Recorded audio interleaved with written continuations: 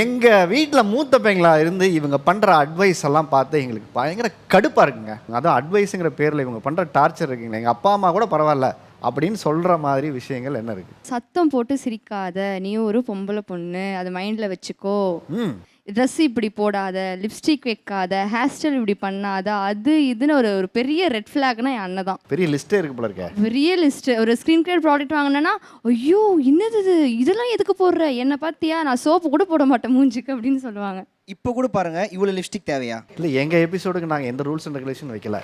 நாங்கள் ஏதோ இவ்வளோ லிப்ஸ்டிக் போட்டால் தான் இங்கே உட்கார வைப்பாங்க மாதிரியா இருக்காது.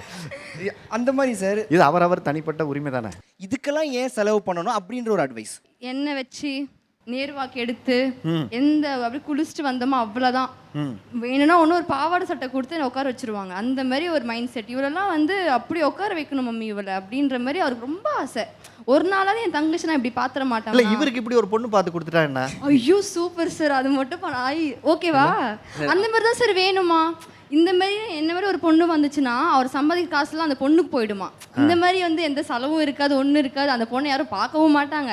ஒரு ஒரு ஒரு நல்ல விஷயமா இருக்கும். அந்த ஒரு பொண்ணு தான் வேணும். அப்போ நம்ம அந்த பொண்ணே பார்க்கக்கூடாது. நீ நல்லா ஞாபகம் வச்சுக்கிற, நல்ல மாடர்னாக இருக்கிற, என்னோட உங்களோட மாடர்னாக இருக்கிற பொண்ணை பார்த்துட்டு தான் ஒரு கல்யாணம் பண்ணணும். இது ட்ரெடிஷனல் தானே சார். என்ன சார் குறை, இதுக்கே திட்டு சார். இதுக்கு நான் அந்த லிப்ஸ்டிக் கூட நான் ஏன் நோட் பண்ணேன்னா, அந்த லிப்ஸ்டிக் பிரச்சனை உனக்கு என்னப்பா பிரச்சனை? ரொம்ப நம்ம இப்போ ஒரு அட்ராக்டிவாக இருக்கும்போது அது அது எப்படி சொல்கிறது, அழகு இருக்கிறதுல தான் ஆபத்து இருக்கும். உனக்கு தெரியாது உன்னை சுற்றி எத்தனை பேர் உன்னை பார்க்குறாங்க, என்ன பண்ணுறாங்க. நீ ஒரு பஸ்ஸில் போகிற, ஒரு ஆட்டோவில் போகிறேன்னா ஆட்டோக்கார் கூட உன் மேலே கண்ணு இருக்கும். எங்கே போனால் ஸ்கார்ஃப் கட்டிட்டு போ, க்ளவுஸ் போட்டுக்கோ, இப்படி இரு அப்படி இருன்னு அப்படியே அப்பாவுக்கு அடுத்தது என் அண்ணன். நீங்கள் எதனால் இப்போ இதெல்லாம் சொல்ல வரீங்க? ஸ்கின் கேர் எதுக்கு சார் எனக்கு புரியல. இப்போ நான்லாம் வந்து ஒரு எதுவுமே போட மாட்டேன் சார், எனக்கு தேவையில்லை, வேண்டாம். நேச்சராக இருங்க, நேச்சர் தான் அழகு. குளிச்சுட்டு மஞ்சத்தூள் பூசுங்க, அது ரொம்ப நல்லது. ஏன் ஸ்கின் கேர் வேணாம்னு நினைக்கிறீங்க? காசு செலவாகுதுல்ல சார். செலவுனாலயா? அதுதான் செலவுனால. ப்ளஸ்ஸு உங்களுக்கு எந்த மாதிரி பொண்ணு பிடிக்கும்? பொண்ணே பிடிக்காது. அப்படிலாம் சொல்ல முடியாது பொண்ணே சார். எனக்கு வந்து டிசிப்ளினாக, அழகாக, நீட்டாக, ஒரு லட்சணமாக, எந்த ரொம்ப எக்ஸ்பெக்டேஷன் அதிகமாக இருக்கக்கூடாது. இப்போது வேலை பார்க்குற ஒவ்வொரு பெண்ணுங்களுக்கும் ஒவ்வொரு மாதிரி பிரச்சனை இருக்குது. அவங்கவுங்க வேலைக்கு தகுந்த மாதிரி ஒவ்வொரு விஷயங்களை செய்ய வேண்டிய கரெக்டாக இருக்குது இல்லைங்களா? ஸ்கின் கேருங்கிறது வந்து பேசிக்கான விஷயம். அவங்களுக்கு தேவையான ஸ்கின் கேரை அவங்க எடுத்துக்கிட்டோம். ப்ரோ, எனக்கு ஒரு கொஸ்டின் மட்டும் ஆன்சர் பண்ணுங்கள். உங்களுக்கு மேலே எல்டர் யாராவது இருக்காங்களா? நீங்கள் தானா? உங்களை யாராவது கைட் பண்ணியிருக்காங்களா அப்படி இருக்கணும் இப்படி இருக்கக்கூடாது அப்படின்ட்டு? யாரும் கைட் பண்ணதாக பெருசாக தெரியாது.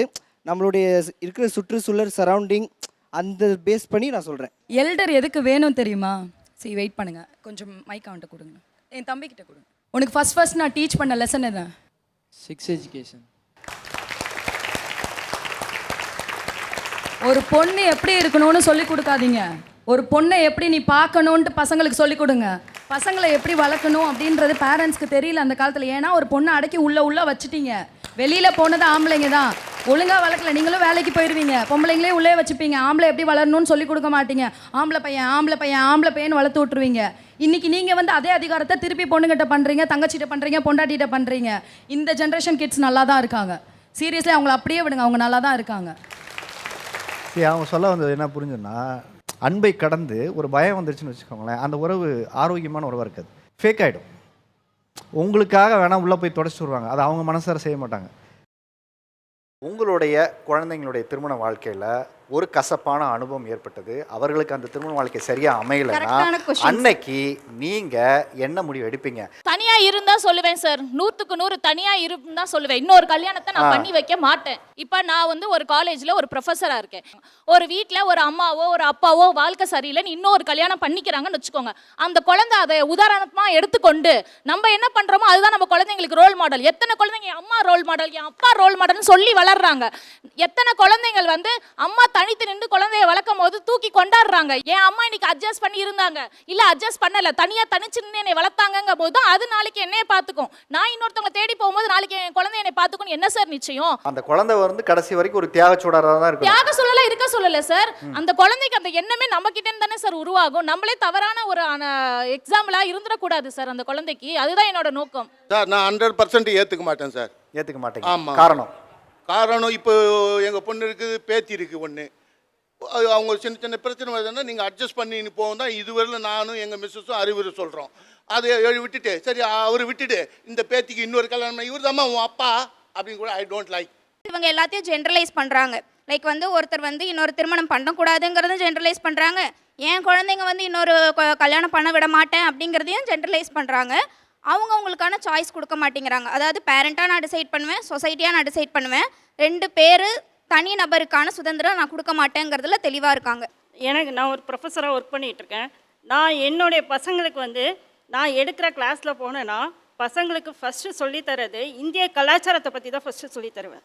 இந்திய கலாச்சாரத்தை பொறுத்த வரைக்கும் ஒருவனுக்கு ஒருத்தி தான். வெளிநாட்டு கலாச்சாரத்துக்கும் இந்திய கலாச்சாரத்துக்கும் நிறைய வேறுபாடுகள் இருக்குது. என் பையனை பொறுத்த வரைக்கும் நான் இன்னொரு கல்யாணத்தை ஆதரிக்க விட மாட்டேன்.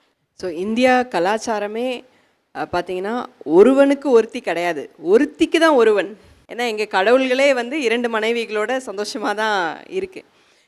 ஸ்டாட்டிஸ்டிக்ஸ் படி பார்த்தீங்கன்னா 50 லட்சம் ஆண்கள் 2 அல்லது அதற்கு மேற்பட்ட மனைவிகளோட ஸ்டாட்டிஸ்டிக்ஸ் படி வாழ்ந்துட்டுருக்குறாங்க இந்தியாவில். 1.4% ஆண்கள் வந்து இங்கே 2 மனைவிகளுக்கு மேல் வந்து இருக்கிறாங்க. இதுதான் நம்மளுடைய கலாச்சாரம். இங்கே வந்து ஒரு பெண்ணு வந்து இன்னொரு கல்யாணம் பண்ணிக்கலாமா அப்படிங்கிறது தான் இங்கே வந்து இவ்வளோ பெரிய ஒரு கேள்வியாக இருக்குது. இணையை தேர்ந்தெடுக்கும் உரிமையை பெண்கிட்டேருந்து பறிக்கிறது தான் இந்தியாவுடைய ஒரு கலாச்சாரமாகவே இருந்துகிட்ருக்கு. எங்கேயாவது உசுரோடு இருந்தால் யாரையாவது கல்யாணம் பண்ணிப்பியோ அப்படிங்கிற பயத்தில் கணவனோட எரிச்சு கொன்ன கலாச்சாரம் தான் இந்திய கலாச்சாரம். சென்னை பற்றி என்னென்னலாம் பில்டப் கதைகள் வெளியில் உலாவுதுன்னு நினைக்கிறீங்க? மதுரையிலேருந்து வந்திருக்கேனா, அங்கேருந்து சென்னை பற்றின ஒரு உருட்டு பெரிய உருட்டு. அங்கே வேணா ஒருத்தன் சென்னையில் வந்திருப்பான், அவங்க லொலோவில் பட்டு வந்திருப்பான், அங்கே வந்து உருட்டுவாங்க சென்னையை பற்றி. நான் வந்து அங்கே இப்படி போயிட்டு சம்பாரிச்சு நல்லா பார்த்து காரை வச்சுருக்கேன், வீடு கட்டிட்டேன் அப்படின்னு உருட்டுவாங்க. சென்னை மாநகரம் ஒரு நாள் சிறப்பான நகரம், கூவாத்தில் குளிச்சோம் அது ஒரு காலம். அன்னைக்கு கூவாரே நல்லா சுத்தமான தண்ணியாக இருந்து குற்றால தண்ணி அன்னைக்கு இங்கே வந்தீங்களே சென்னைக்கு, அன்றைக்கே கூவாராயிடுச்சு. அதனால சென்னை என்றைக்குமே சென்னை தான். வந்தாரை வாழ வைக்கும் தமிழ்நாடுன்னு சொன்னாங்களே, இன்னைக்கு சென்னையோட அடையாளம் என்ன தெரியுமா? இவ்வளோ பெரிய பெரிய அரசியல் தலைவர்கள் வாழ்ந்த இடம் சென்னை, அவங்களோட அடையாளத்தை கொடுத்தது சென்னை. கிராமத்துலேருந்து மஞ்சா பையை தூக்கிட்டு வந்து சென்னைக்கு நீங்கள் வரும்போது என்னத்தை எடுத்துகிட்டு வந்தீங்க, ஆனால் போகும்போது உங்களுக்கு ஒரு அடையாளத்தை கொடுத்தது சென்னை. சென்னை என்னைக்குமே உங்க பேர் என்ன? என்னோட நேம் ஜெயக்குமார் சார். ஜெயக்குமார். சென்னையில் எந்த ஏரியா நீங்கள்? சென்னையில் நான் சிந்தாதிரிப்பேட்டில் இருக்கேன் சார். சிந்தாதிரிப்பேட்டையோட முழு பேர் வந்து சின்னத்தரிப்பேட்டை. நான் வரலாறு கேட்கல, நீங்கள் எந்த ஏரியாவில் இருந்தவரை கேட்டீங்க. ஜெயக்குமார், நீங்கள் முன்னாடி பேசினது வரைக்கும் சரி. Okay sir. நீங்கள் கிராமத்துலேருந்து மஞ்சள் பையை தூக்கிட்டு வந்து நீங்கள் என்னத்தை பண்ணீங்க அப்படின்னு கேட்குறேன். சொல்லக்கூடிய வார்த்தைகளை நான் சொன்னேன். நான் சென்னையோட வளர்ச்சியில் ஒவ்வொரு தமிழர்களுக்கும் பங்கு இருக்குது, ஒவ்வொரு மாவட்டத்தை சேர்ந்தவர்களுக்கும் பங்கு ஓகே இருக்கு. Okay sir. ஓகேங்களா? நீங்கள் குறிப்பிட்டு ஒருத்தரை வந்து நீங்கள் அடையாளப்படுத்துறதுக்குல மஞ்சள் பை தூக்கிட்டு வந்து நீங்கள் என்ன செஞ்சீங்கிறது இருக்குல்ல, அந்த தாக்குதல்கள் தேவையில்லை. நான் அதான் சொன்னேன், நீங்கள் கன்ஸ்ட்ரக்டிவாக பேச ஆரம்பிங்க. Okay okay. ವ್ಯಾಸಾರ್ಬಾಡಿ ರೌಡಿಂಗು, ಕಾಸಿಮೇಡ್ ಡಬ್ಬಾ ಕಂಜಿ, ಸೆಂಟ್ರಲ್ ರಾಬರಿ, புளியந்தோப்பு அராத்து, ஆடு தொட்டி கறிக்கல், காக்காதோப்பு தௌலத்து, இது எல்லாம் எங்கே இருக்குது? சென்னையில் உள்ளக்குது. சொல்லும் போது நல்லா இருக்குது, அந்த பாட்டிலே வருது. வண்ணாரப்பேட்டையில் ஆரம்பித்து காசிமேடு வரையிலும் ரவுடிங்கோ, திருடனுங்கோ, பொய் சொல்கிறவங்க, பிக் பாக்கெட் அடிக்கிறவங்கன்றீங்க. இதை செஞ்சது சினிமாக்காரங்க தான். இந்த வண்ணாரப்பேட்டையில் இருந்து காசிமேடு வரலாம் சார். இப்போ சொல்கிறேன், இன்னைக்கு நைட்டு ஒருத்தன் பட்னியோட படுத்தான்னு சொல்லுங்க பார்க்கலாம். நாங்கள் யாரையும் பட்டினியோட படுக்க விட்டது கிடையாது. சொல்லுங்கள், சென்னை பற்றி என்னென்னலாம் பில்டப் கதைகள் வெளியில் உலாவுதுன்னு நினைக்கிறீங்க? இப்போ என்னென்னா, எங்கள் வீட்டில் வந்துட்டு என்னை அலைன்ஸ் பார்க்குறாங்க. சென்னை பொண்ணை தான் நான் கல்யாணம் பண்ணிக்கிறேன் அப்படின்னு சொல்லிட்டு எங்கள் அம்மாட்ட ஒரு வார்த்தை ஒரு நாள் சொன்னேன். சென்னை பொண்ணுனாலே வேணாண்டா தம்பி அப்படின்ட்டாங்க. ஏம்மா அப்படின்னு கேட்டதுக்கு, சென்னை பொண்ணுங்களோட எக்ஸ்பெக்டேஷன்ஸ் அளவுக்கு அதிகமான எக்ஸ்பெக்டேஷன்ஸ் வைக்கிறாங்க. இது என் பர்சனலாக இப்போ ரீசெண்டாக நடந்ததில் சொல்கிறேன். ஒரு பொண்ணு அலைன்ஸ் வந்தாங்க. கேட்டதுக்கு, மாப்பிள்ளைக்கு வந்துட்டு ஐடியில் ஒர்க் இருக்கணும், மாதம் 1 லட்ச ரூபா சேலரி இருக்கணும், சொந்தமாக அப்பார்ட்மெண்ட் இருக்கணும், சொந்தமாக ஒரு கார் இருக்கணும். இது எல்லாமே நான் சம்பாரிச்சிட்டு கட்டணுன்னா எனக்கு 50 வயசு ஆகும். அப்போ வந்துட்டு உங்கள் பொண்ணு எனக்கு கொடுப்பீங்களா? இதுவே நான் எங்கள் ஊரில் ஒரு பொண்ணை நான் பார்த்து கல்யாணம் பண்ணேன்னா எனக்கு சொந்தமாக 2 ஏக்கர் நிலம் இருக்கும், அது இல்லாமல் சொந்தமாக ஒரு வீடு இருக்கும், என்கிட்ட ஒரு பைக் இருக்கும், அது போதும், தாராளமாக போட்டு கொடுப்பாங்க. நான் வந்து கடலூர் சார். நான் 2019 சென்னைக்கு வரேன். 12th முடித்த உடனே சென்னையில் படிக்கணுங்கிற ஆசை. அங்கே போகும்போதே என்ன ஊரில் என்ன சொல்லிட்டாங்க எங்கள் பசங்கள்லாம், எங்கள் அம்மாட்ட போயிட்டு, உன் பையன் வந்து கண்டிப்பாக வரும்போது ஒரு பொண்ணோட தான் வருவான், அவன் வந்து பொண்ணோட அங்கேயே செட்டில் ஆயிடுவான், சிட்டியில் செட் ஆகிடுவான் அப்படிலாம் சொல்லி வச்சுட்டாங்க. சொன்னது யார் இது? இதெல்லாம் என் பக்கத்து வீட்டுக்காரங்க. இல்லை, அவரை நம்ம ரொம்ப பார்க்கணும்னு ஆசையாக இருக்குது. சென்னைக்கு ஒரு டிக்கெட் எடுத்தால் இலவசமாக. அதனால சொல்கிறீங்க. எங்கள் அம்மா மனசு மாதிரி என்ன பண்ணிட்டாங்க, நீ சென்னைக்கு போய் படிக்கணுமா, இங்கே காலேஜ் இல்லையா, பக்கத்தில் காலேஜ் இல்லையா, திட்டவடியில் காலேஜ் இல்லையா, விருதாச்சலத்தில் காலேஜ் இல்லையா, திருச்சிலை காலேஜ் இல்லையா அப்படிங்கிற மாதிரி வந்து புராணத்தை பரப்புறாங்க. ஆம்பளை பிள்ளைங்களை படிக்க வைக்கிறதுக்கே யோசிக்கிறாங்களா சென்னையில்? இப்போ உண்மை. சென்னை வந்த உடனே பொண்ணோட வருவேன்னு சொல்கிற பற்றியா, இங்கே எந்த பொண்ணும் அவ்வளோ சுலபமாக கிடைச்சிட மாட்டா. Okay okay sir. தப்பு ராஜா, தப்பு. ப்ரப்போஸ் பண்ண மூமெண்ட்டை ரீக்ரியேட் பண்ணுங்க. யாருடைய ப்ரப்போஸை ரீக்ரியேட் பண்ணணும்? ஆமாம், நீ தான் ரொம்ப நேரமாக நீ துடிச்சிட்டு இருக்கிற வந்ததுலேருந்து.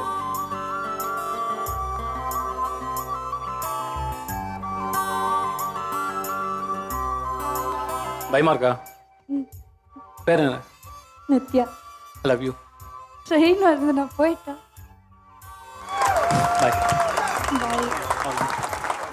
அவர் வரும்போது நடந்து வந்த ஸ்டைல் எனக்கு இல்லை சார். உங்கள் இடத்த அவர் எடுத்துக்கிட்டோம், அவர் இடத்த நீங்கள் எடுத்துக்கணும்.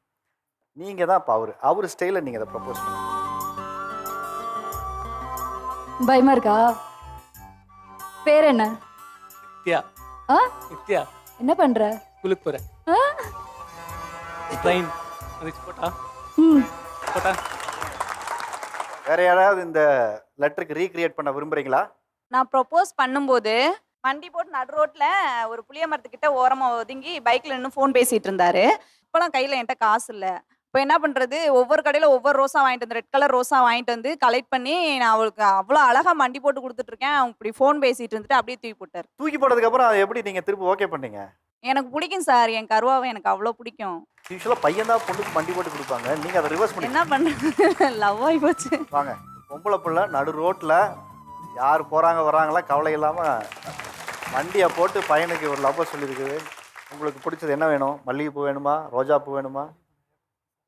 நீ திரும்பி நினைக்கிறியா? ஐ லவ் யூ தான் சொல்ல வருது, வேற எதுவும் வர மாட்டேங்குது டக்குன்னு.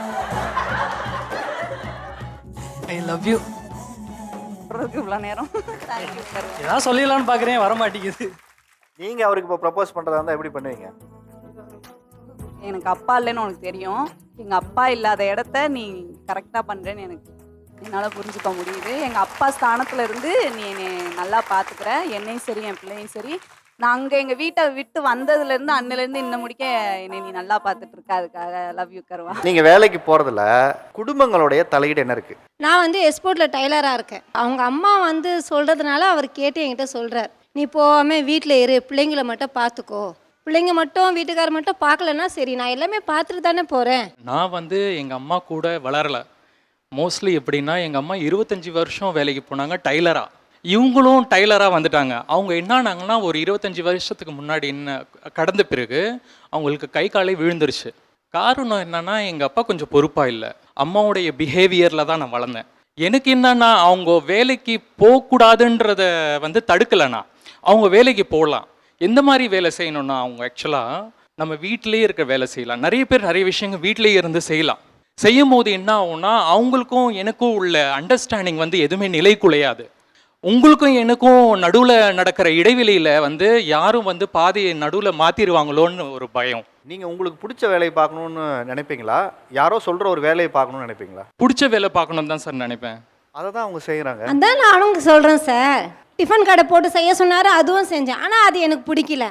எனக்கு பிடிச்சது வேலை. எக்ஸ்போர்ட்டில் போய் தைக்க வேண்டியதுதான் என்னோடையது. ஏன்னா அது எவ்வளோ கஷ்டப்பட்டு நான் செஞ்சேன், எவ்வளோ முன்னேறினேன் எனக்கு தான் தெரியும், அவருக்கும் தெரியும். நான் சொல்லி தான் கல்யாணம் பண்ணிட்டு வந்தேன். ஆனால் அவரோட முடிவு நீ வேலைக்கு போக. கல்யாணத்துக்கு முன்னாடியே சொன்னீங்களா நீங்கள் சொல்லிட்டேன். வேலைக்கு போவேன்னு ஆமாம், சொன்னீங்களா? என்னோட கல்யாணத்துக்கு நான் தான் காசு சேவ் பண்ணி நான் தான் கல்யாணம் பண்ணிட்டு வந்தேன். எங்கள் அம்மா பண்ணாங்க, அப்பா இல்லை. அதனால் எல்லாமே அவருக்கு தெரியும். இவங்க என்ன பண்ணுறாங்கன்னா, வேலைக்கு போகிறேன்னு சொல்லிட்டு குதிக்கிறாங்க. பட் ஆனால் அந்த ஸ்ட்ரெஸ்ஸை வந்து அவங்க டேலி பண்ணுறதுக்கு முன் வர மாட்டேன்றாங்க. அதை எடுத்துகிட்டு வந்து திருப்பி நம்மக்கிட்ட கொடுக்குறாங்க. அவங்க சில நேரங்களுக்கு நடக்கிற கஷ்டம் இருக்குல்ல, அது என்னால் தாங்கிக்க முடியல சார். ஏன்னா அவங்க எங்கள் வீட்டு ராணி சார். அவங்க நாங்கள் விட்டு கொடுக்கவே முடியாது. ஐஸ் வச்சுட்டாரு சார். என் வீட்டு ராணியை யாராவது சீண்டுனாலாம் எனக்கு கோவம் வரும்.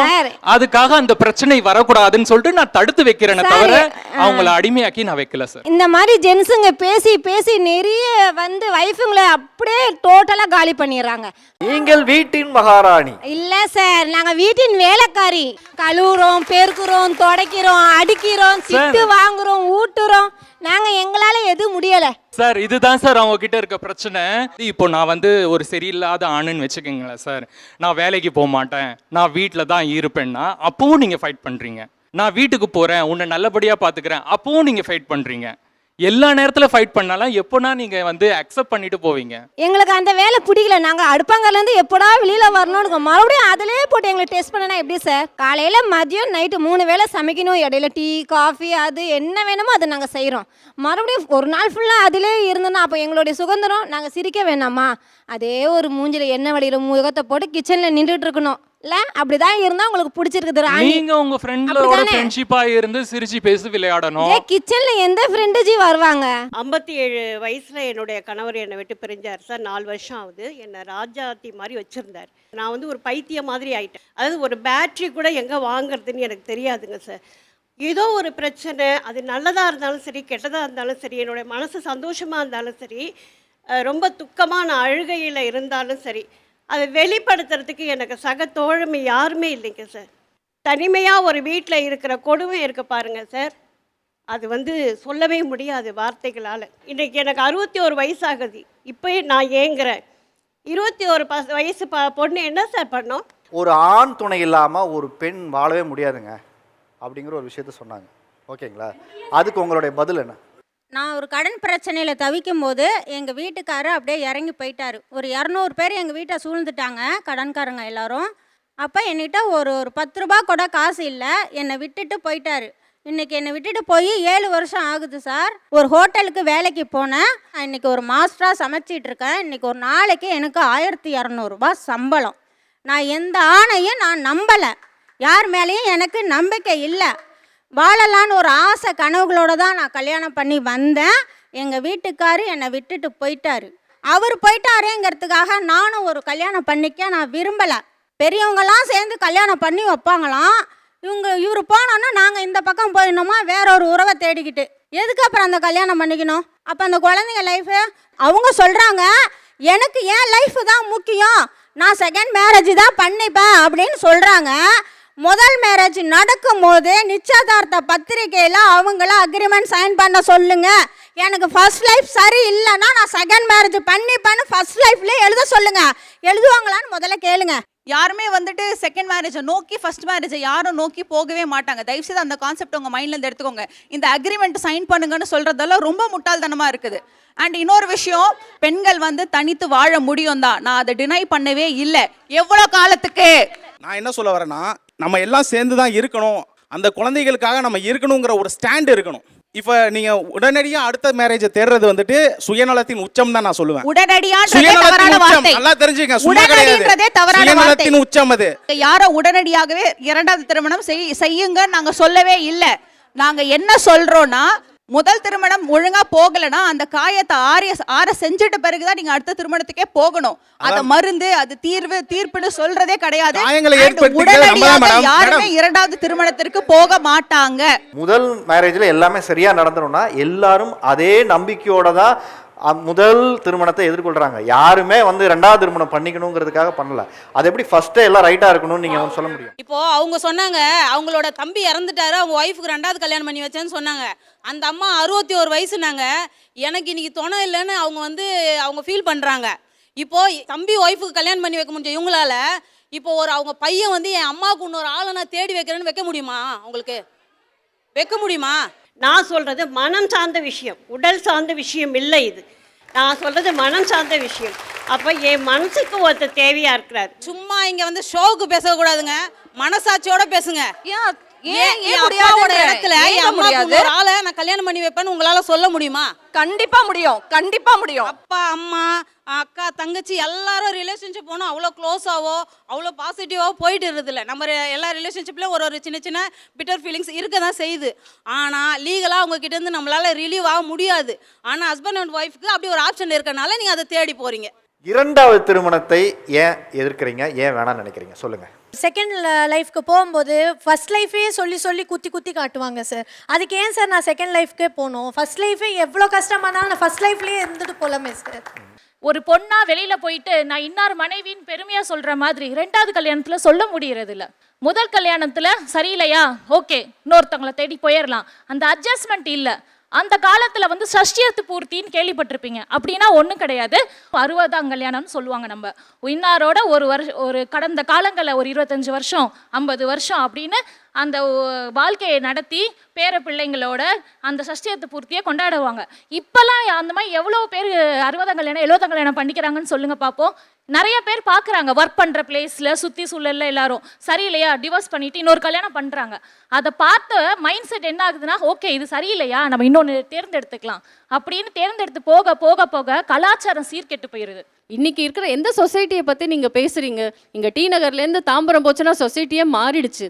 சஷ்டப்த பூர்த்தினா வந்து 60 வயசு வந்து ஒரே ஒய்ஃபோட கிடையாது. எங்கள் வீட்டில் சஷ்டப்த பூர்த்தி, பீமரத சாந்தி, சதாபிஷேகம் எல்லாமே நடந்திருக்கு. அது வந்து ஃபஸ்ட்டு ஒய்ஃப்காகன்னு கிடையாது. அது ஹஸ்பண்டுக்கு 60 இயர்ஸ் 70 இயர்ஸ் 80 இயர்ஸ் அந்த பர்த்டே செலிப்ரேட் பண்ணுறதுக்கு தான். அதை தவிர அது வந்து ஒய்ஃப் கூட வந்து பண்ணுறாங்க அப்படிங்கிறது கிடையாது. அது எப்படிங்க அசால்ட்டாக வந்து செகண்ட் மேரேஜ் கரெக்டுன்ற மாதிரி ஒருத்தரும் அவ்வளோ அழகாக சொல்கிறீங்க? எவ்வளோ பெரிய தப்பான விஷயத்தை நீங்கள்லாம் ப்ரொமோட் பண்ணுறீங்க தெரியுமா? அந்த பாப்பா சொன்னால மெரூன் சுடிதார், அந்த மாதிரி ஒரு சில விதி விலக்குகளுக்கு நாங்கள் அகைன்ஸ்ட் கிடையவே கிடையாது. ஆனால் வெறும் மனஸ்தாபங்களும் ஒரு விட்டுக்குடத்திலும் இல்லாமல் ஒரு சின்ன சின்ன ஈகோ கிளாஷில் ஒரு 5 வருஷம் கழித்து நீங்கள் வந்து பிரிஞ்சு போகிறத தான் நான் வேணான்னு சொல்கிறேன். இரண்டாவது திருமணத்தை ஏன் எதிர்க்கிறீங்க? 24 வயசில் நான் டைவர்ஸ் ஆகி வந்துட்டேன். என்னோட ஹஸ்பண்ட் செகண்ட் மேரேஜ் பண்ணிக்கிட்டாரு. அவருக்கும் எனக்கு செட் ஆகலை. ஏன்னா வந்து நம்ம லைஃப் தான் பார்க்குறோம். ஆனால் நம்மளுக்கு பின்னாடி 2 பசங்க இருக்குது. அவங்க லைஃப்பை நம்ம பார்க்குறதே இல்லை. எங்கே போய் சேரும்? அப்பாக்கிட்டேயும் போக முடியாது, அம்மாக்கிட்டேயும் போக முடியாது. இப்போ அதில் பிள்ளைங்களை எதிர்கொள்றது சிரமமாக இருக்குங்கிறீங்க? ஆமாங்க சார். நீங்கள் ஆக்சுவலாக இரண்டாவது திருமணம் பண்ணலை? விருப்பம் வந்தது. ஆனால் என் குழந்தையா எனக்கா பிறந்ததுன்ற ஒரு கேள்வி அங்கே வந்தப்போ வேண்டாம். யார் கேட்டாத?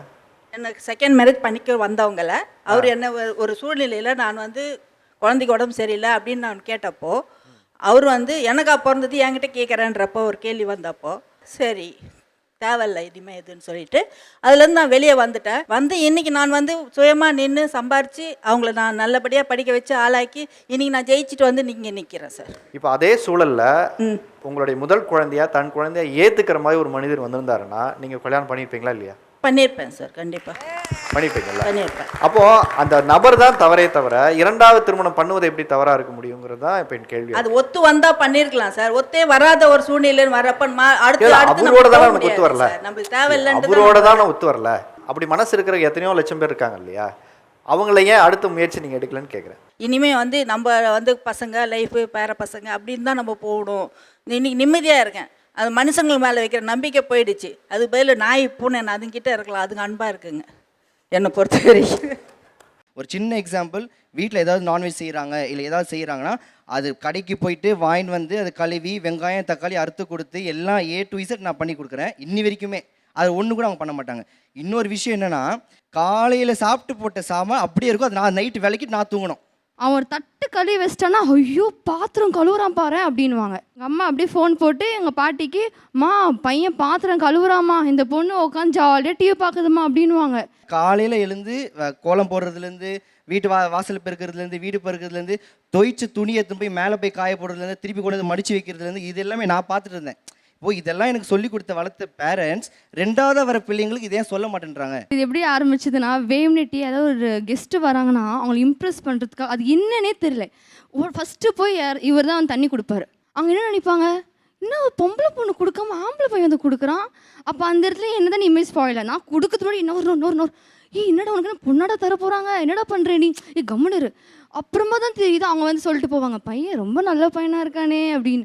எனக்கு அப்படியே இம்ப்ரெஸ் பண்ணுறதுக்காக கொஞ்சம் அப்போ வேம்னிட்டி அவங்க முன்னாடி வந்து வெசல் ஏதாவது இருந்ததுன்னா பாத்திரம் வலிக்கிட்டே, அதோ வந்துட்டாத்த இன்னப்பா பாத்திரம் கழுவுறியாப்பா, ஆமா அத்தை, தங்கச்சி வெந்த வேலையும் சேர்த்து கிடையாது, என்னத்த பண்ணுறது, சின்ன பொண்ணா போயிட்டாலும் என்னடா பண்ணுற ஆக்டிங்னா அப்படி பண்ணுவான் சார். சீரியஸ்லி ஒரு நல்ல பேர் வாங்குறதுக்காக மண்ணில் ஒரு கூட உருவான் சார். மூத்த பிள்ளைங்களாக இருந்து என்னெல்லாம் தியாகம் பண்ணுறீங்க? காலேஜ் முடிச்சுட்டு காலேஜ் பிளேஸ்மெண்ட்ஸில் வேலைக்கு போக ஆரம்பிச்சிட்டேன். அந்த டைமில் பார்த்தீங்கன்னா லைக் எங்களோட ஃபேமிலியில் ரொம்ப ஒரு க்ரூஷியலான டைம். ஏன்னா நாங்கள் வீடு கட்டின டைம் அது. அப்போ வந்து பார்த்திங்கன்னா எங்களோட பில்டரை ஏமாற்றி வி ஆல்மோஸ்ட் லாஸ்ட் ஒரு 15 to 20 lakhs வந்து நாங்கள் இழந்துட்டோம். ஸோ ஃபினான்ஷியலி, மென்டலி, ஃபிசிக்கலி எல்லாருமே ரொம்ப உடஞ்சி போயிட்டோம். ஸோ அந்த டைமில் பார்த்தீங்கன்னா அப்போ கரெக்டாக நான் வேலைக்கு போகிறேன். நான் முதல்ல பண்ண விஷயம் என்னென்னா, ஒரு பக்கம் வந்து அந்த நகைக்கான கடனை அடைக்கிறதுக்கான ஒரு வழியில் இறங்கினேன். இன்னொரு பக்கம் வந்து வீட்டுக்கு தேவையான பொருட்களை ஒன்று ஒன்றா வாங்க ஆரம்பித்தேன். ஸோ அப்படி பார்க்கும்போது என்னோட சம்பளன்றது என்ன தாண்டி என்னோடய ஃபேமிலிக்கு அப்போ ஒரு சப்போர்ட்டிவாக இருந்துச்சு. ஸோ அந்த மாதிரி ஒரு சுச்சுவேஷனில் இப்போ என் தங்கச்சி வந்துட்டு நான் ஃப்ரெண்ட்ஸோடு வந்து கோவா போகணும் அப்படின்ட்டு சொல்லி வந்து நிற்கிறா. ஸோ நானும் கோவா போனேன், இல்லைன்னு சொல்லலை. நான் காலேஜ் டேஸில் போகும்போது சுச்சுவேஷன் கொஞ்சம் வேறு. 5 நாளைக்கு எங்களுக்கு மொத்தமான செலவு ஒருத்தருக்கு 10,000 ரூபா தாண்டலை. ஆனால் இந்த அம்மா வந்து ஃப்ளைட்டில் தான் போனாங்க, ஃப்ளைட்டில் தான் வந்தாங்க. நான் இப்போ வந்து பெங்களூரில் படிக்கிறேன். ஸோ அங்கேருந்து நான் வந்து ஸ்லீப்பர் ட்ரெயினில் போகிறேன்னு சொன்னது என்ன சொன்னேன், ஐயோ ஆம்பளை பசங்களாம் இருப்பாங்க, சேஃப்டியாக இருக்காதுன்னு சொன்னதே எங்கள் அண்ணன் தான். இப்போ கூட நாளைக்கு காலைல எனக்கு வந்து பிளேஸ்மெண்ட் இன்டர்வியூ இருக்குது, நைட்டு பஸ் புக் பண்ணிடா அப்படின்னு சொன்னதுக்கு, அண்ணன் இருக்கமா ஃப்ளைட்டில் போடுறமா அப்படின்னா. அதாவது அண்ணன் இருக்கமான்னு வந்து கார்டையும் கையில் கொடுக்குறது, வெளில போய் நான் தான் கார்டே கொடுத்தது கூட தெரியாது அந்த பொண்ணு, எல்லாமே நான் தான் பண்ணேன். அதாவது அவரை பொறுத்த வரைக்கும் நான் அவனோட காசை தான் வாழ்கிற மாதிரியே பேசுகிறான். இப்போ வந்து வீடு வந்து கட்டும்போது அவன் ஹெல்ப் பண்ணான்னு சொன்னான் இல்லைங்களா சார், ரொம்பவே ஹெல்ப்ஃபுல்லாக இருந்தது அந்த டைமில் எங்களுக்கு கண்டிப்பாக. ஏன்னா அப்பாவோட சேலரி வந்து ஒரு பக்கம் இஎம்ஐக்கு போச்சுன்னா இவன் ஒரு பக்கம் பொருள் வாங்கினா ரொம்பவே கடவுள் புண்ணியத்தில் அது கரெக்டாக இருந்தது. பட் அவன் மட்டும்தான் வந்து வீட்டுக்கு கான்ட்ரிபியூட் பண்ணான்ற மாதிரி ஒரு ஸ்டோரி இப்போ சொன்னா இல்லைங்களா, அங்கே தான் பிரச்சனையே. இப்போ நான் வந்து 7th-லேருந்து 12th வரைக்கும் மீடியாவில் வந்து நிறைய ஷோஸ்லாம் பர்ஃபார்ம் பண்ணிட்டு இருந்தேன். பட் அதில் வந்து இன்கம் எல்லாமே நான் வந்து ஒரு பைசா அதில் எதுவுமே கேட்காம அம்மா அப்பாட்ட தான் கொடுத்தேன். ஸோ அந்த சேவிங்ஸ்லாம் சேர்த்து தான் வந்து வீடு கட்டலான்ற ஐடியாவே வந்தது அம்மா அப்பாவுக்கு. இன்னைக்கு எந்த வீட்டில் அவன் ஏமாத்திட்டாங்க, வெயிட் பண்ண எந்த வீட்டில் வந்து அவன் சோஃபா வாங்கி போட்டானோ அந்த வீடு பில்லரே என் காசை தான் போட்டாங்க. நான் சொன்னா இவங்க ஒத்துப்பாங்களா சார்? பெர்ஸ்பெக்டிவ்ஸ் மேட்டர்னு சொல்லுவாங்கல்ல. நான் ஃபவுண்டேஷன் போட்டது என் காசுலன்னு சொன்னா அந்த ஆள் ஏமாத்தின காசு தான் உன் காசு, உன்னோட கான்ட்ரிபியூஷன் ஒன்றும் இல்லை, இது எல்லாமே நான் தான் பண்ணேன், நான் இல்லைனா நீ இல்லைன்ற மாதிரி அவன் பேசும்போது தான் மூக்கிலே குத்தணும் போல கோவம் வரும்.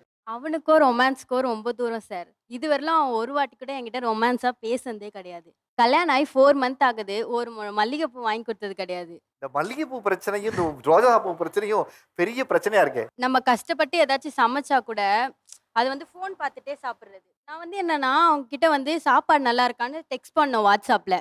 அப்புறம் என்னை பார்த்துட்டு நல்லா இருக்கு, திருப்பியும் இன்னொரு கரண்டி குழம்பு ஊற்றவா டெக்ஸ்ட் பண்ணோம்.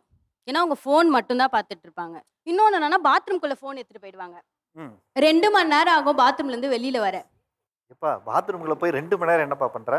ரீல்ஸ் பார்ப்பேன் சார். ரீல்ஸ் பாப்பையா? அது வெளியில உட்காந்தே பார்க்க வேண்டியதானப்பா? இப்போ வீட்டில் இருந்தேன்னா இவங்களும் இருப்பாங்க, இவங்க அம்மா இருப்பாங்க, அவங்க தங்கச்சி இருப்பாங்க.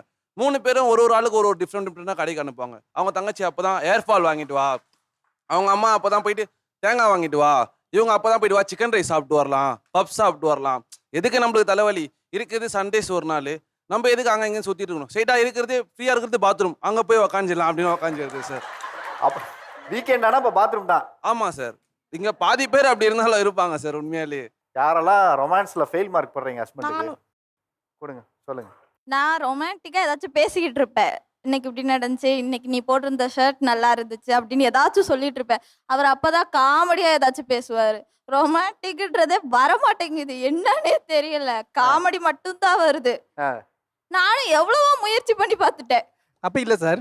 இப்போ எப்படி பார்த்தீங்கன்னா அவங்களுக்கு ஒரு வேலை ஆகணும்னா இந்த பக்கம் இந்த பார்த்தா விஜய் தேவர்கொண்ட மாதிரி இருக்க, இந்த பக்கம் இந்த பார்த்தா விஜய் மாதிரி இருக்க அப்படின்னு சொல்லுவாங்க. அவங்க தேவை முடிஞ்ச பின்னாடி என்ன அந்த மூஞ்சி இப்படி இருக்கு, இப்போ கண்ணாடியில் பாரு இன்னைக்கு, ஏன் இந்த ஒரு பக்கம் சைடாக ஒரு பக்கம் என்ன அந்த தாடி இப்படி இருக்கு, பார்க்க நீ வடிவேலு மாதிரி ஆகிட்டு போயிட்டு இருக்க அப்படின்றாங்க சார். அப்புறம் தான் எப்படி சார் நமக்கு ரொமான்டிக் ஒரு சிரிப்பு தான் வரும் நம்மளுக்கு. இல்லை சார், ஒரு நேரத்தில் பார்க்கும்போது ஒவ்வொருத்தவங்க மாதிரி தெரியும். இவர் சொல்லலாட்டினா விட மாட்டாரு. நான் ஒருத்தர் சொல்லிட்டேன், நாடகத்தில் இவர் மாதிரி இருக்க, ஹைட்டாக இருக்க அப்படின்னு சொல்லிட்டேன். அதனாலே உட்காந்து அந்த நாடகத்தை தினமும் உட்காந்து பார்க்குறாரு. வேற யார் ரொமான்ஸுக்கு யார் ஃபெயில் மார்க் போடுறா? முட்டை மார்க் போடலாம் அவனுக்கு. முட்டை? ஆமாம், ரொமான்ஸே வராது அவனுக்கு சுத்தமாக. அவன் வந்து டான்ஸ் ஆடி ப்ரப்போஸ் பண்ணுறா, எனக்கு வேற எதுவுமே வேணாம், கிஃப்ட் எல்லாம் எதுவும் வேணாம், ஒரே ஒரு ரோஸ் மட்டும் வாங்கி கொடு சார். அந்த பண்ணதே கிடையாது. ஃப்ரெண்டு தான் சார் தயவு விளையாடிட்டான். செஞ்சு ரோஸு மல்லிகைப்பூ எனக்கு அடுத்த பிரேக்ல இங்கே வரணும்.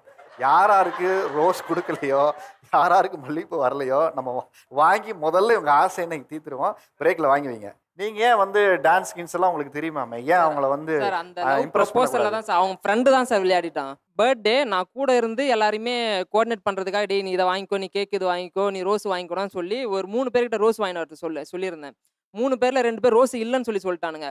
ஒருத்தன் இப்போ இந்த பார்த்துட்டு இருப்பான், கண்டிப்பாக இந்த ஷோ பார்த்துட்டு இருப்பான், கனகாமுரம் வாங்கிட்டு வந்தான் சார். அவன் ரோஸ் இல்லைன்னு சொல்லிட்டு, டேய் கனகாமுரத்தை நான் எப்படா கொடுத்து ப்ரொப்போஸ் பண்ணுறதுனா, ரோஸ் இல்லை அந்த மூஞ்சிக்கு அதுவே போதும் போ அப்படின்னு அவன் என்கிட்ட சொல்லிட்டான். நான் இந்த பதில் அவகிட்ட சொல்ல முடியுமா? நான் சொல்ல முடியுமா? யாரு? முரளி. அவனுக்கு இருக்குது. அவன் பார்த்த வேலைக்கு தான் சார் இன்ன வரைக்கும் நான் அவங்களுக்கு ப்ரப்போஸ் பண்ணல. அவன் பார்த்த வேலை உங்ககிட்ட சொன்னது. ஆனா நீங்க இப்ப இந்த ஷோல பார்த்த வேலை இருக்குல்ல, அவரு பார்த்துட்டு இருப்பாரு. நல்லா வச்சு அவரை செஞ்சுட்டீங்க, அவங்ககிட்ட மாட்டி விட்டீங்க. இப்போ டைமி பாப்பர்ட் வழங்கும் வா தமிழா வா ஞாயிறு தோறும் காலை 9 மணிக்கு நமது கலைஞர் தொலைக்காட்சியில்.